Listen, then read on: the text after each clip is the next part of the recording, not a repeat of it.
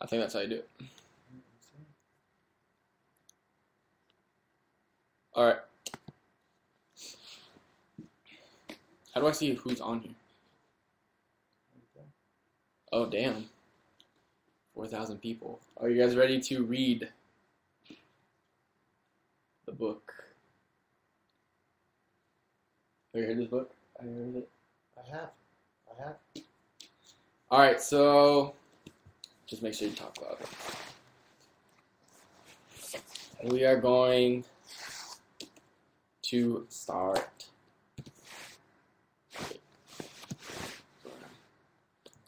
We are going to start reading the book.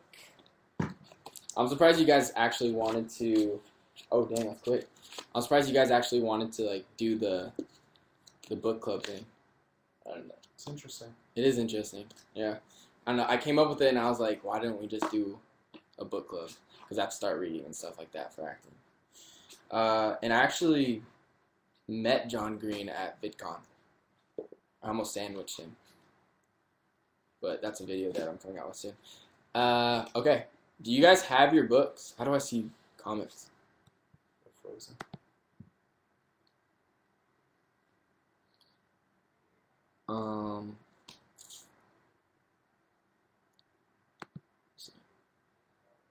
Is it frozen? Hello. You have to talk louder. Okay, hey guys. Alright, cool. We're watching ourselves, but my comment thing. Can you guys. Do you guys have the book? Because I don't want to start reading until you guys have the book. So. I guess I'll just start reading out loud. It's kind of awkward. But you guys just read along with me. I feel like I'm like a English teacher. Like, make sure everyone has their books, and you get in trouble if you don't have your book. But you can just like follow along. I feel like I'm back in school, and I like it. I know. I like it. The Fault in Our Stars. So I don't know. Should I read just like one chapter? How long is one chapter? Should I just do like one chapter a day? Or not a day, but like every Thursday, or 2 chapters. One, definitely. We'll just go. Yeah, definitely one. It's only like a couple pages. Ready? Chapter 1. Chapter uno. Uno. This thing's annoying. Chapter 1. Late in the winter of my 17th year, my mother decided I was depressed. Presumably because I rarely left the house, spent quite a lot of time in bed, read the same book over and over, ate infrequently, and devoted quite a bit of my abundant free time to thinking about death. What the heck? Deep. Dude, I definitely haven't read in the longest time. Those were some crazy... That was hardcore. So those are some interesting words right there. Alright, let's continue. Whenever you read a cancer booklet or website or whatever, they always list depression among the side effects of cancer. But, in fact, depression is not a side of cancer. Depression is depression is not a side effect of cancer. Depression is a side effect of dying. Cancer is also a side effect of dying. Almost everything is, really. But my mom believed that I required treatment, so she took me to see my regular doctor. Crap, it logged out. Is it working? Yeah. Okay. Well, she took me to see my regular doctor, Jim. Jim. That's a good name. Dr. Jim. Dr. Jim. Dr. Jim. Who agreed that I was veritable. How do you say that? Veritably? Veritably. Who agreed that I was veritably swimming in a paralyzing and total clinical depression. And meds should be adjusted at night also. And also I should attend a weekly support group. By the way, guys, I am trying to improve my vocabulary, and I haven't read a book in like a couple of years. So that's why I stutter. But if you guys do this book club, I'm sure you guys will see me, like my progress. Whatever. So, hanging tight with me, I know. Let's keep going. Um, and I should also attend a weekly support group. This support group featured a rotating cast of characters in various states and tumor-driven unwellness. Why did the cast rotate? A side effect of dying. The support group, of course, was depressing as hell. It met every Wednesday in the basement of a stone-walled Episcopal, is that right? Yeah. Episcopal church shaped like a cross. We all sat in a circle right in the middle of the cross. Right in the middle of the cross, where two boards would have met, where the heart of Jesus would have been. I noticed this because Patrick, the support group leader, and only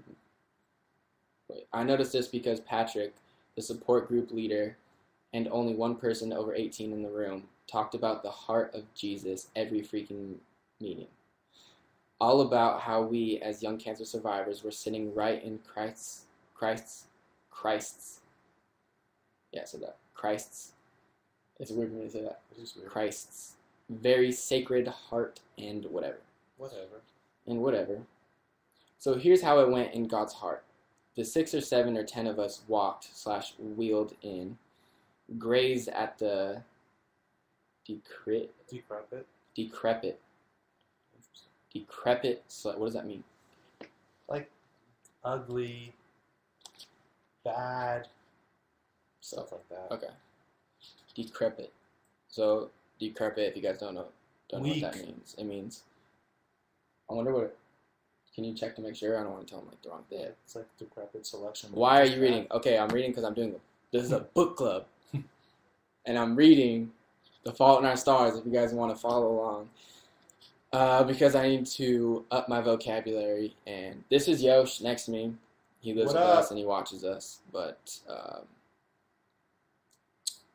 I am on page 4, and for those of you that just came on, I'm on page 4, down at the bottom. Where was I? Decrepit selection of cookies and lemonade. Sat down in the circle of trust and listened to Patrick recount for the 1,000th time his depressingly miserable life story. How he had cancer in his balls. How he had cancer in his balls and they thought he was going to die, but he didn't die, and now here he is. A full-grown adult in a church basement in the 137th nicest city in America, divorced, addicted to video games, mostly friendless, eking out a meager living by exploiting his cancer-tastic past, slowly working his way toward a master's degree that will not improve his career prospects. Waiting, as we all do, for the sword of Damocles? Damocles? I don't understand that. I'll just say Damocles. To give him the relief that he escaped those many years ago, when cancer took both of his nuts but spared what only the most generous soul would call his life. And you too might be so lucky. Then we introduce ourselves, name, age, diagnosis, and how we are doing today. I'm Hazel. Well, I'm Cameron, but she's Hazel. I'm Yosh. Oh, this is Yosh, by the way. I'm Hazel. I'd say when they get me to... I'd say when they get to me. 16. Thyroid originally, but with an impressive and long-settled satellite colony in my lungs. And I'm doing okay. Once we got around the circle, Patrick always asked if anyone wanted to share. And then began the circle jerk of support. Everyone talking about fighting and battling and winning and shrinking and scanning. To be fair to Patrick, he let us talk about dying too. But most of them weren't dying. Most would live in adulthood, as Patrick had. Which meant that there was quite a lot of competitiveness about it, with everybody wanting to beat not only cancer itself, but also the other people in the room. Like, I realize that this is irrational, but when they tell you that you have, say, a 20% chance of living 5 years, the math kicks in and you figure out that's 1 in 5. So you look around and think, as any healthy person would, I gotta outlast 4 of these bastards. Next page, page 6, if you guys are keeping up. Uh, yeah, so we're on page 6, and I know you guys following along. I'm doing this every Thursday, so if you guys want to follow along, you can. I'll probably do like 1 or 2 chapters, or 3 if I get really good at, or really fast. But right now I'm really slow because I haven't read in forever. And I need to better my vocabulary. But, I love you, Hilda, and it's every Tuesday. What did I say? Did I say every Thursday? Thursday, yeah, it's every Tuesday. It's every Tuesday, yeah. Sorry, I'm like super busy and I'm thinking about a million different things. But,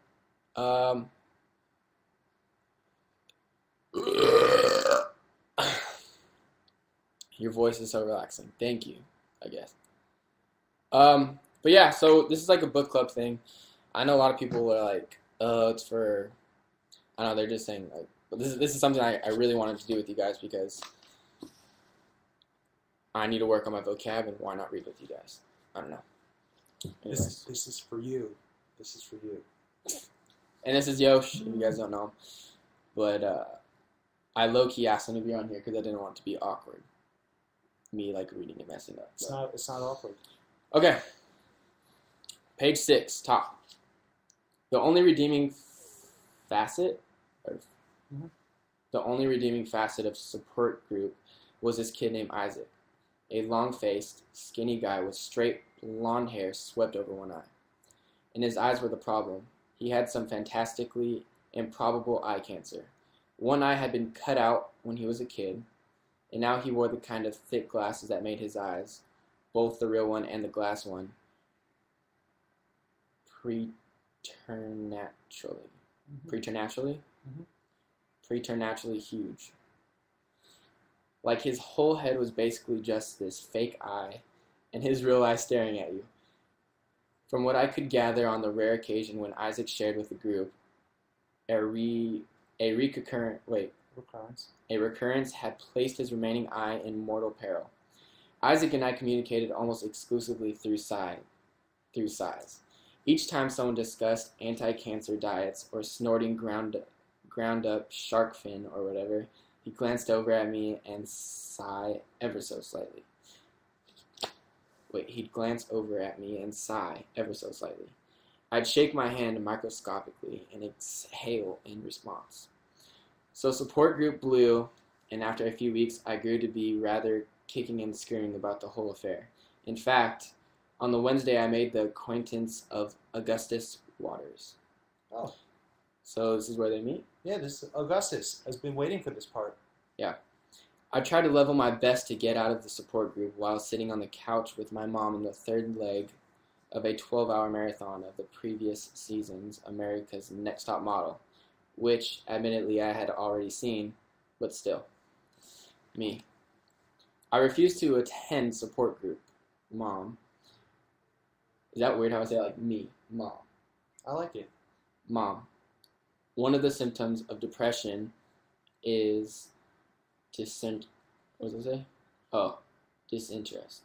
It's like dashed. One of the symptoms of depression is disinterest in activities. Me. Please just let me watch America's Next Top Model. It's an activity. Television is a passivity? Ugh, Mom, please. Hazel, you're a teenager. You're not a little kid anymore. You need to make friends, get out the house, and live your life. If you want me to be a teenager, don't send me to support group. Buy me a fake ID so I can go to clubs, drink vodka, and take pot. You don't take pot for starters. See, that's the kind of thing I'd know if you got me a fake ID. You're going to support group. Hazel, you deserve a life. That shut me up. Although I failed to see how attendance at support group met the definition of life. Still, I agreed to go. After negotiating the right to record the 1.5 episodes of America's Next Top Model I'd be missing. I went to support group for the same reason that I'd once allowed nurses with a mere 8 months of graduate. I went to support group for the same reason that I'd once allowed nurses with a mere 8 months of graduate education to poison me with exotically named chemicals. I wanted to make my parents happy. There is only one thing in this world shittier than biting it from cancer when you're 16, and that's having a kid who bites it from cancer. What? There is only one thing in this world shittier than biting it from cancer when you're 16, and that's having a kid who bites it from cancer. Oh, like for her parents. For her parents or for her? By the way, we are on page 8. Page 8, if you guys are following along. And I love you, Britsta and Teresa. Alright. Mom pulled into the circular driveway behind the church at 4:56. I pretended to fiddle with my oxygen tank for a second just to kill time. Do you want me to carry it in for you? No, it's fine, I said. The cylindrical, can you say that? Yeah. Cylindrical green tank only weighed a few pounds. I had this little steel cart to wheel it around behind me. It delivered 2 liters of oxygen to me each minute through a cannula. What is that? Yeah. A cannula, a transparent tube that split just beneath my neck, wrapped behind my ears, and then reunited in my nostrils. The contraption was necessary because my lungs sucked at being lungs. I love you, she said as I go out. You too, Mom. See you at 6. Make friends, she said through the roll-down window as I walked away. I didn't want to take the elevator because taking the elevator is a last days kind of activity at the support group. So I took the stairs. I grabbed a cookie and poured some lemonade into a Dixie cup and then turned around. A boy was staring at me. I was quite sure I'd never seen him before. Long and leany, muscular, he dwarfed the mottled plastic elementary school chair he was sitting in. Mahogany hair, straight and short. He looked my age, maybe a year older. And he sat with his tailbone against the edge of the chair, his posture aggressively poor. We're all slunched over. His posture aggressively poor. We're like, his posture. This thing's annoying.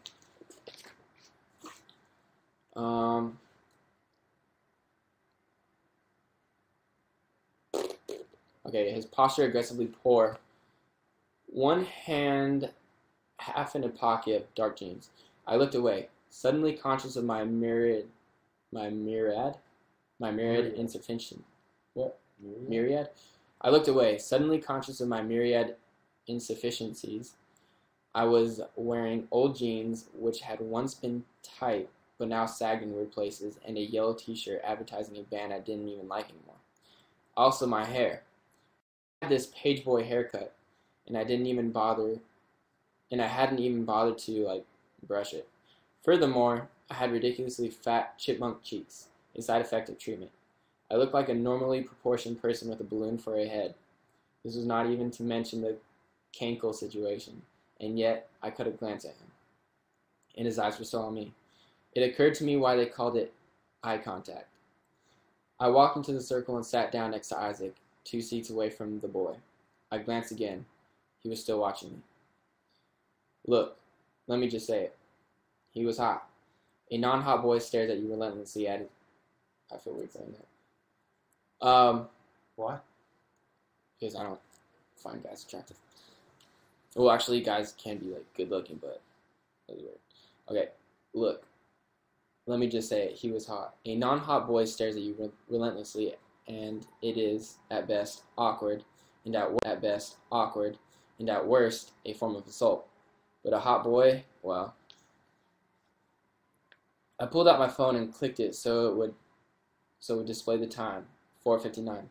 The circle filled in with the unlucky 12 to 18s. And then Patrick started us with the serenity prayer.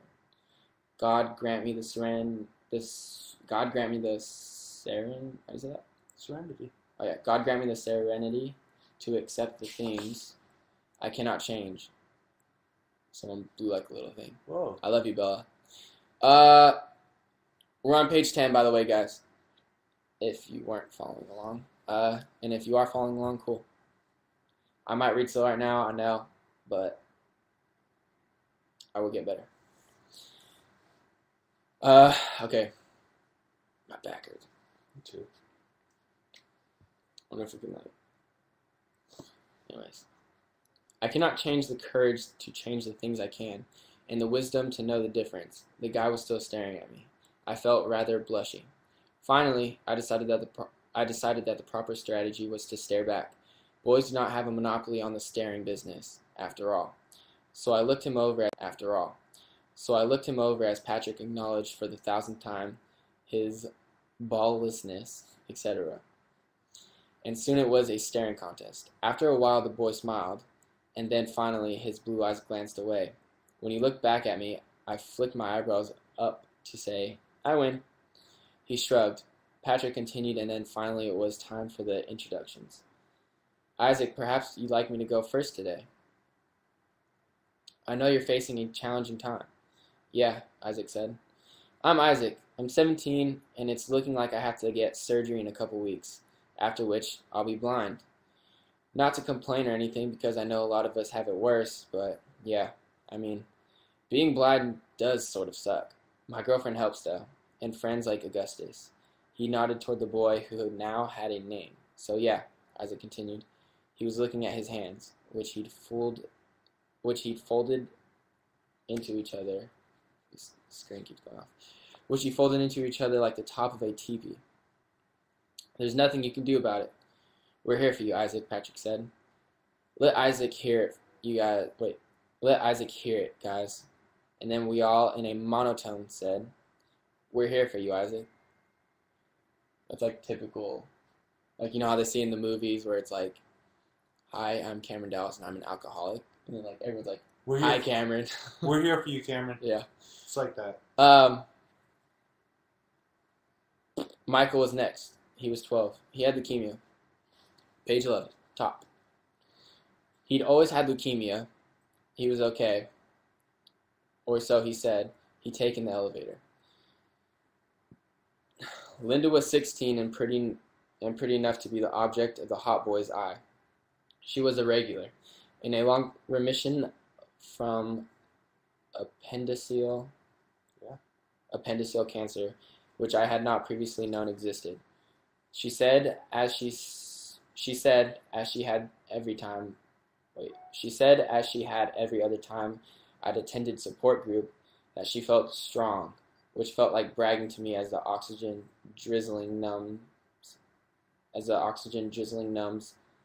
tickled my nostrils. There were 5 others before they got to him. He smiled a little when his turn came. His voice was low, smoky, and dead sexy. My name is Augustus Waters, he said. I'm 17. I had a little touch of osteoscroma. Yeah.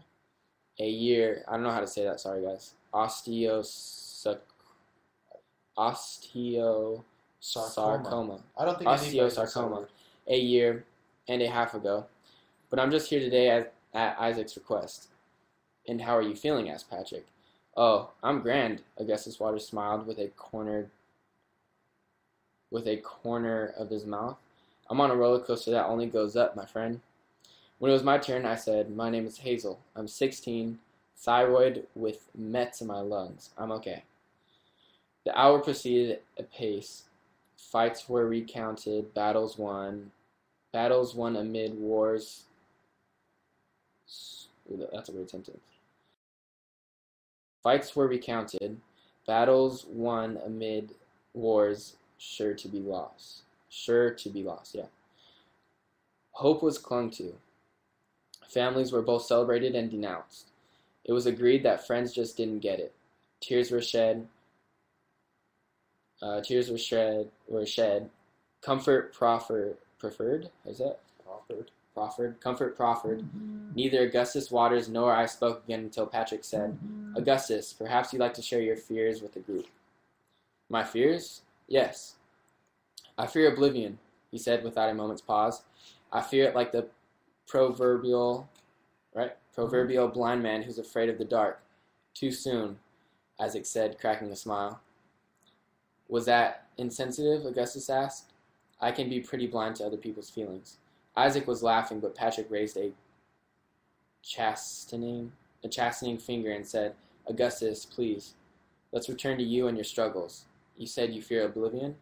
"I did," Augustus answered. Patrick seemed lost. Would anyone like to speak to that? I hadn't been in a proper school in 3 years. My parents were my two best friends. We're in the middle of page 12, by the way, guys. And if you're just now on, we're reading The Fault in Our Stars. And this is like a book club for every Tuesday, because I need to improve my vocabulary and I wanted to spend some more time with you guys. So I came up with the book club. So I hope you guys like it. I don't know how I'm doing so far, but it'll be cool to like see my progress. I'll ask you guys like towards the end of the book to ask like how my progress was like on reading and stuff like that. But I want to read like 1 to 2 chapters every Tuesday, maybe 3. How many chapters is it?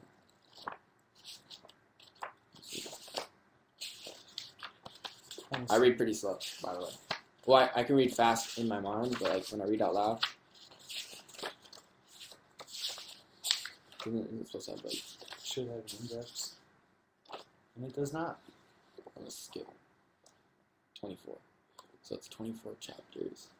So that'd be like 4 months if you did 1. I have to do 3 chapters per. You finish in 2 months. Okay.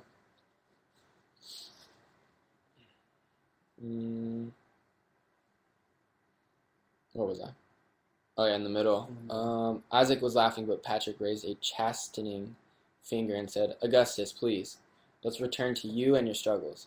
You said you fear oblivion?" "I did," Augustus answered. Patrick seemed lost. Would anyone like to speak to that? I hadn't been in a proper school in 3 years. My parents were my 2 best friends. My 3rd best friend was an author who did not know I existed. I was a fairly shy person, not the hand-raising type. I need some. Can you hand me that water? Not the hand-raising type. I got this big old jug now.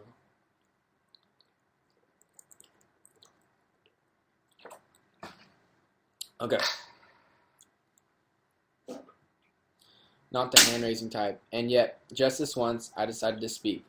I half raised my hand, and Patrick, his delight evident, immediately said, "Hazel." I'm sure he assumed, opening up, becoming part of the group. I looked over at Augustus Waters, who looked back at me. You could almost see through his eyes, they were so blue. "There will come a time," I said, "when all of us are dead. All of us. There will come a time when there are no human beings remaining to remember that anyone ever existed or that our species ever did anything. There will be the inevitability, and if the inevitability of human oblivion worries you, I encourage you to ignore it. God knows that's what everyone else does. I learned this from my aforementioned third best, did I say that right? Yeah. Third best friend, Peter Van Houten. Houten. Let's go Houghton. Houten. I'm not sure. But, shut the frick up. Cool. Wait, I want to see what that comment was.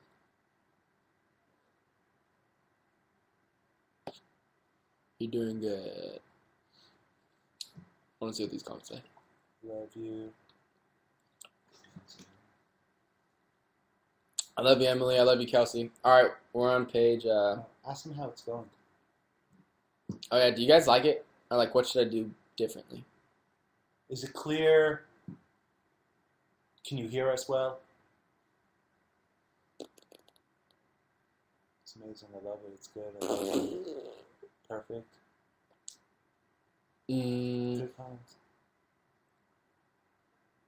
Less distractions. Alright.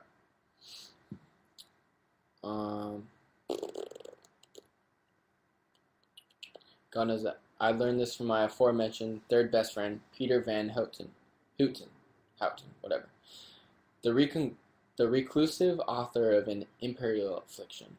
The book that was a close the book that was as close as the book that was as close a thing as I had to a Bible.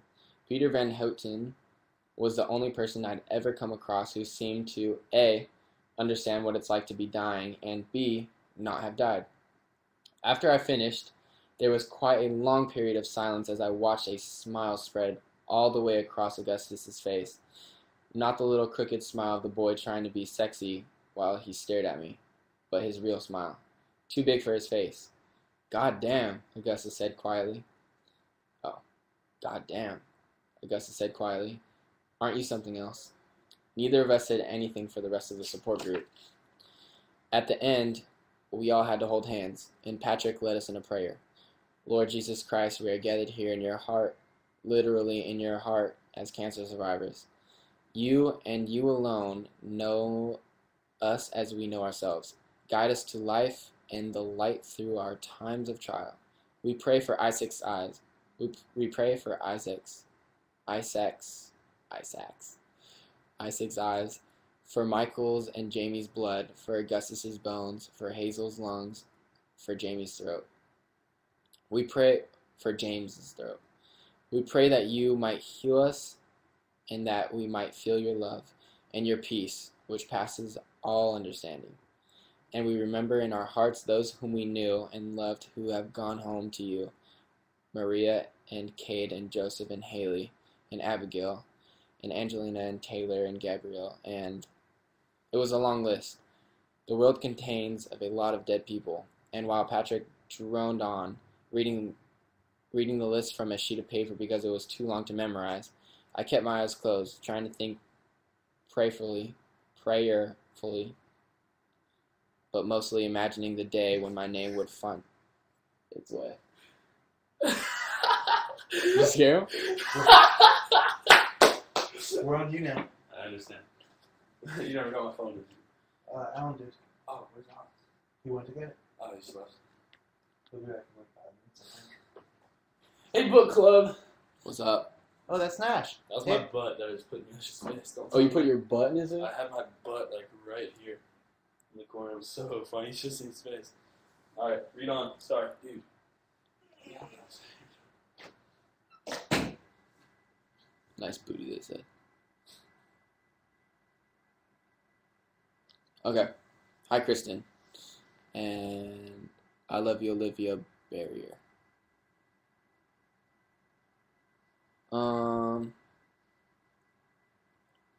I love you, Destiny. Okay, yeah.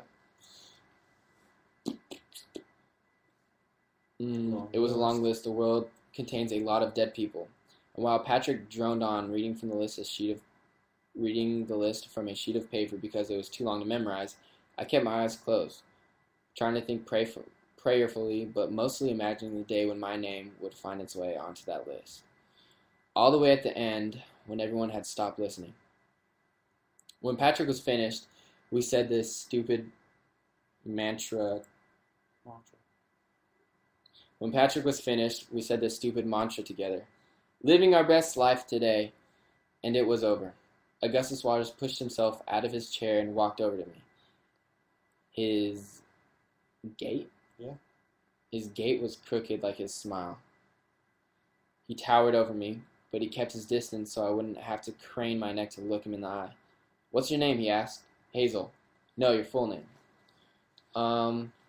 Hazel Grace Lancaster. He was just about to say something else when Isaac walked up. "Hold on," Augustus said, raising a finger and turned to Isaac. "That was actually worse than you made it out to be. I told you it was bleak. Why do you bother with it?" "I don't know, if it helps." Augustus leaned in so he thought I couldn't hear. "She's a regular?" I couldn't hear Isaac's comment, but Augustus responded, "I'll say." He clasped Isaac by both shoulders and then took a half step away from him. "Tell Hazel about clinic." Isaac leaned a hand against the snack table and focused his huge eyes on me. "Okay, so I went into clinic this morning, and I was telling my surgeon that I'd rather be deaf than blind, and he said, 'It doesn't work that way.' And I was like, 'Yeah, I realize it doesn't work that way. I'm just saying I'd rather be deaf than blind.' if I had the choice, which I realized I don't have. And he said, well, the good news is that you won't be deaf. And I was like, thank you for explaining that my eye cancer isn't going to make me deaf. I feel so fortunate that an intellectual giant like yourself would design to operate on me. Doesn't say design. Dang. I feel so fortunate that an intellectual giant like yourself would deign to operate on me. He sounds like a winner, I said. I'm going to try and get some eye cancer just so I can make this guy's acquaintance. Good luck with that, all right? I should go. Monica's waiting for me. I gotta look at her a lot while I can. Counterinsurgents tomorrow? Augustus asked. Definitely. Isaac turned and ran up the stairs, taking them two at a time. Augustus Waters turned to me. Literally, he said. Literally, I asked. We are literally in the heart of Jesus, he said. I thought we were in a church basement, but we are literally in the heart of Jesus. Someone should tell Jesus, I said. I mean, it's got to be dangerous storing children with cancer in your heart.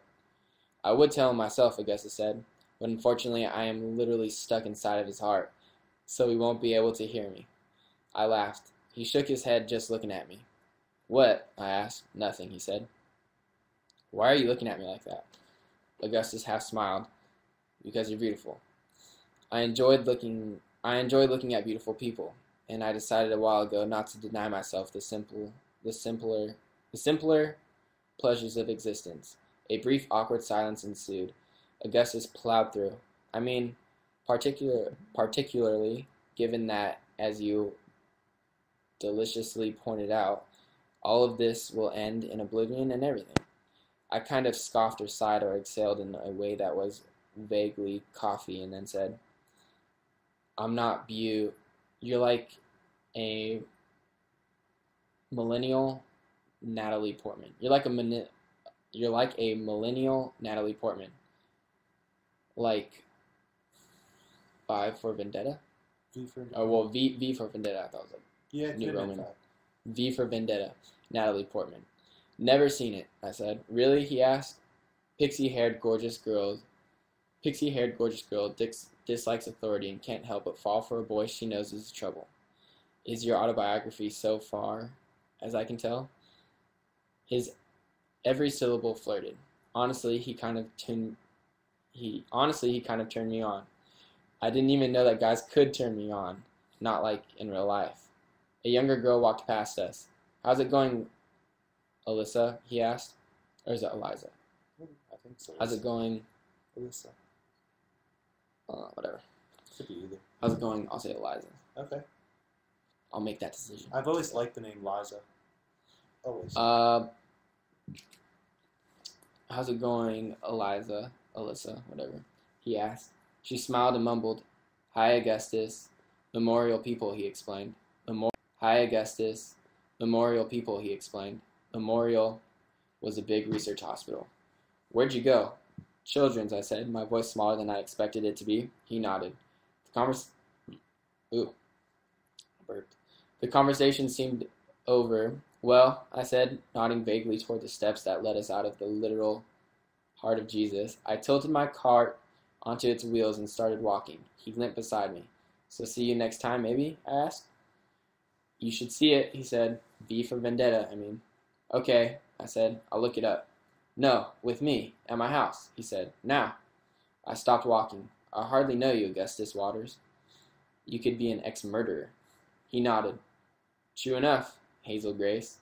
He walked past me, his shoulders filling out his green knit polo shirt, his back straight, his steps slightly just turning, his steps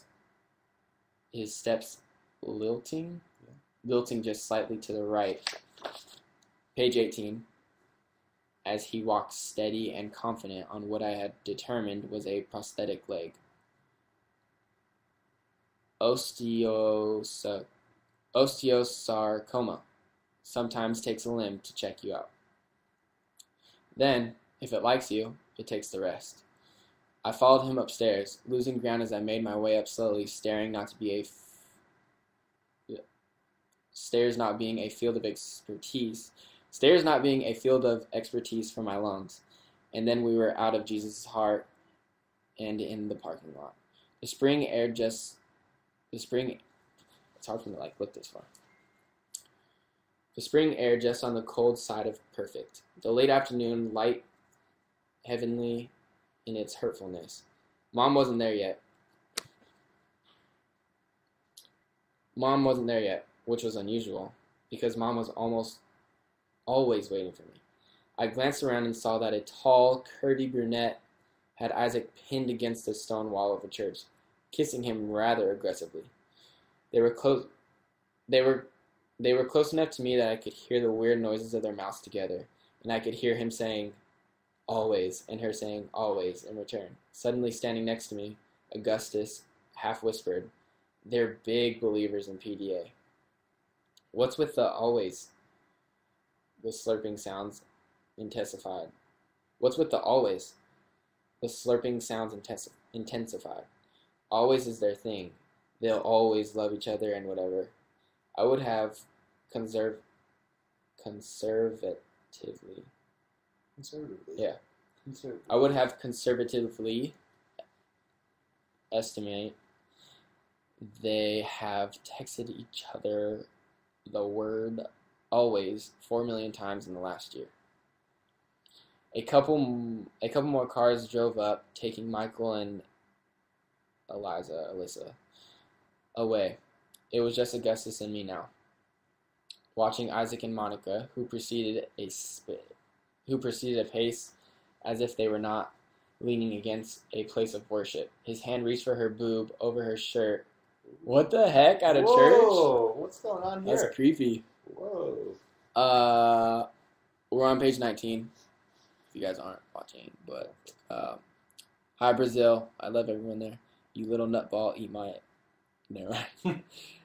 Whoa.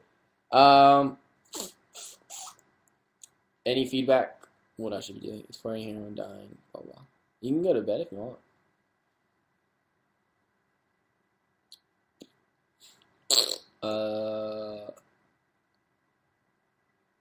Are you guys following along though? What do you guys think of the book? Someone just asked which. We're on the first chapter on page 19. Yeah, at the top. Yes, they have the book. All right, I'm just gonna finish chapter 1 today, but I'll try and do 2. Against a place of worship. His hand reached for her boob over her shirt and pawed at it, his palm still while his fingers moved around. I wondered if that felt good. Didn't seem like it would, but I decided to forgive Isaac on the grounds that he was going blind. The senses must feast while there is yet hunger and whatever. Imagine taking that last drive to the hospital, I said quietly. The last time you'll ever drive a car. Without looking over at me, Augustus said, "You're killing my vibe here." Please don't kill my vibe. Okay, you're killing my vibe here, Hazel Grace. I'm trying to observe young love in its many splendor. What? Yeah, many splendored awkwardness. Yeah, in its many splendored awkwardness. I think he's hurting her boob, I said. Yes, it's difficult to ascertain. Yes, it's difficult to ascertain whether he is trying to arouse her or perform a breast exam. Whoa. Then Augustus Waters reached... I have to say Augustus Waters. I like to say Augustus. Then Augustus Waters reached into a pocket and pulled out, of all things, a pack of cigarettes. He flipped it open and put a cigarette in between his lips. "Are you serious?" I asked. "You think that's cool?" "Oh my God, you just ruined the whole thing." "Which whole thing?" he asked, turning to me. The cigarette dangled unlit from his unsmiling corner of his mouth. The whole thing where a boy who is not unattractive or unintelligent or seemingly in any way unacceptable stares at me and points out incorrect uses of literality. Yeah. Uses of literality and compares me to actresses and asks me to watch a movie at his house. But of course there is always a Hamartia? Marsha? I don't know. Oh, Hamartia. There's always a Hamartia, and yours is that, oh my gosh. Even though you had freaking cancer, you give money to a company in exchange for the chance to acquire yet more cancer. Oh my God. Let me just assure you that not being able to breathe. Let me just assure you that not being able to breathe sucks. Totally disappointing. Totally. A hamartia? He asked, the cigarette still in his mouth. The cigarette still in his mouth. It tightened his jaw. He had a hell of a jawline, unfortunately. A fatal flaw, I explained, turning away from him. I stepped toward the curb, leaving Augustus Waters behind me, and then I heard a car start down the street. It was Mom. She'd been waiting for me too, like, make friends or whatever. I felt this weird mix of disappointment and anger welling up inside of me. I don't even know what the feeling was, really. Just that there was a lot of it, and I wanted to go smack Augustus Waters and also replace my lungs with lungs that didn't suck at being lungs. I was standing with my Chuck Taylors on the very edge of the curb, the oxygen tank ball and chaining in the cart by my side, and right as my mom pulled up, I felt a hand grab mine. I yanked my hand free, but turned back to him. They don't kill you unless you light them, he said, as Mom arrived at the curb, and I've never lit one. It's a metaphor, you see.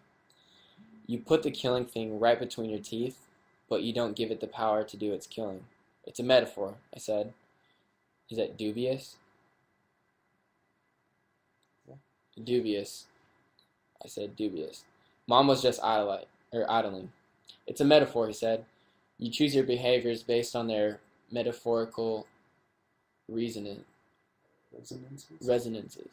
You choose your behaviors based on their metaphorical resonances, I said. Oh yes, he smiled. The big, goofy, real smile. I'm a big believer in metaphor, Hazel Grace. I turned to the car, tapped the window. It rolled down. I'm going to a movie with Augustus Waters, I said. Please record the next several episodes of America's Next Top Model Marathon for me. That's good. That's good. Dang. That was good. How long is this? She said, I'm going to go on a date. What do you think of it so far? I like it. I like the book.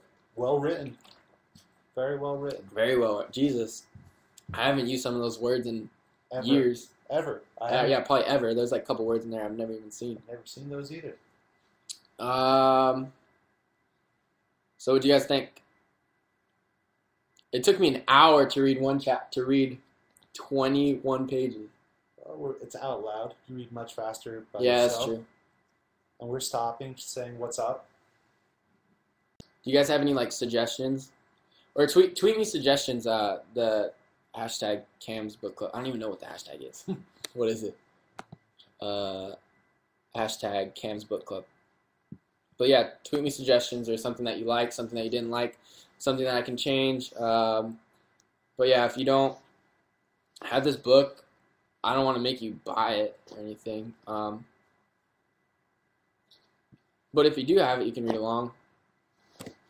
And I'm going to start doing like maybe a chapter or 2 chapters every single time. Maybe 3 if I get really good. Or like if I get really fast. But I don't know. I don't think I'd want to go that fast. No, That'd be like super quick. It's more fun to take it slow. And maybe like after I can take my time like talking about it. But what does that say? I love it. We're in a book club. Oh yeah, so Tweet some comments what you think. yeah, tell me what you think, and then yeah, I'll be tweeting some of you guys back on what I think about the book, and then your guys' feedback on what I can make better on the book club. But tweet me what you think about the first chapter, and I will see you guys next Tuesday on here. But yeah, I'm doing my Call Me Cam tomorrow, so I'm gonna be calling people for an hour. The book is amazing so far. Chapter 1 is really good. Loved it. Yeah. All right. Well, I will talk to you guys later. I love you, Maddie. I love you, Audrey. Bye, Yaya. And peace. Thanks for coming, guys. Love you. Thank you.